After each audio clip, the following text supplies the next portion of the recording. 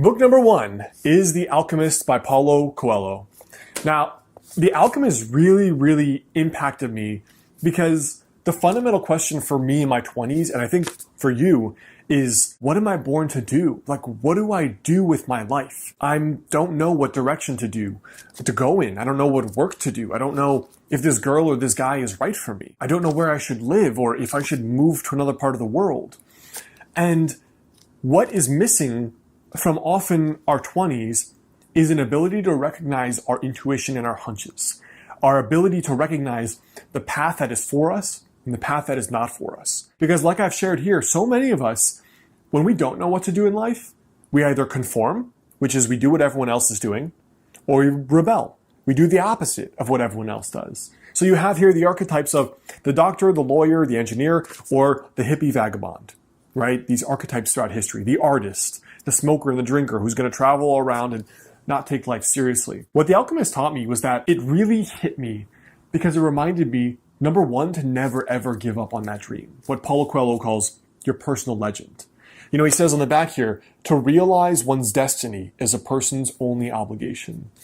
And I really agree with that. Inside of us is often that dream, and we often don't pursue it because we're afraid. And we're afraid of what mom and dad might think. We're afraid we'll fail. We're afraid that other people will judge us. We're afraid that we won't be able to feed ourselves or that we have a family. But when you begin listening to that feeling, that thing that excites you, you know you're on the right path when you feel enthusiasm, Paulo Coelho says. When you feel that excitement and that enthusiasm for life coming back, that is how you know you're on the right path. And you can use that to guide yourself through the day-to-day trials and tribulations of life and to not get so sidetracked with everything coming at you or all the advice that you're hearing on the internet or from your parents. Book number 2 is called Finding Your Own North Star by Martha Beck. Now, building off of what I was talking about how do you know the right direction forward in life? What's the right move? What's the wrong move? Now, Martha Beck is a Harvard-trained, I believe, psychologist, and she has this incredible book sharing how her whole life she was being groomed in one direction in life that didn't feel right to her. And it was only by finding the writings of Lao Tzu, the Tao Te Ching, that she found this idea of finding your own North Star, which is recognizing the inner compass that tells you what is aligned with your path and what is not. And it's aligned by recognizing body signs and symptoms. So you may or may not have been on a date with someone that you think you should like because they have all the qualities you want on paper and they're beautiful and attractive and intelligent and witty, but you don't feel anything. And it's weird when it happens the first time. You wonder if there's something wrong with you. But there's nothing wrong with you. That is your hunch, your intuition, your insides telling you there's something not there, personally. But the problem is, what if you can't even recognize that feeling anymore? And I found that the older I've gotten, the more I ignored that, the quieter it became. It was there, but I had habitually learned to turn it off. Like, I just got the jobs that were good jobs based on the checklist and based on the criteria, but never was recognizing that feeling of excitement and intuition and my instincts. I wasn't trusting them. The reason I love this book so much is because she has all these case studies of people that learn to recognize their instincts again, their intuition. Where physically in your body it shows up. This exercise is in here on how to retrain that and how to recognize that so that you know, going forward, how to make the proper decisions. So that is the reason why I love this book so much. The sooner you learn that, to recognize that, the better. Now, the third book is not Master of the Day, but it's very ironic that I had all the books I wanted to share here besides my other second book. The third book is actually Milk the Pigeon, my second book. Now, the reason why I've arrogantly put that in this video is because I wrote the book that I wish I could find on the bookshelves. You know, I wrote the book that if I were 20, what is the one book that I would give to answer the 3 main questions that I had as a 20-year-old? What do I do with my life? How do I find work I love?